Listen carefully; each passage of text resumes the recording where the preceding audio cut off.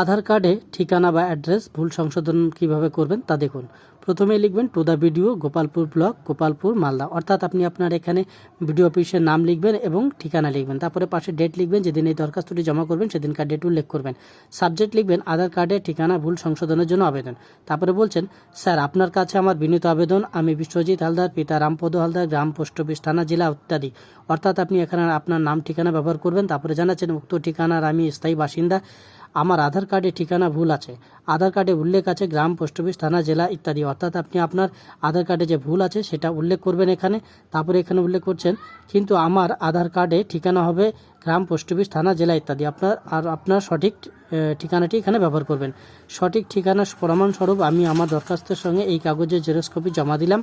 এরপরে লিখছেন, অতএব আপনার কাছে আমার বিনীত অনুরোধ, আমার আধার কার্ডে ঠিকানা সঠিক করে আমাকে সাহায্য করুন। তারপরে এখানে ইতি লিখবেন, বিনীত লিখবেন, নাম সই করবেন, মোবাইল নম্বরটি দিয়ে দেবেন।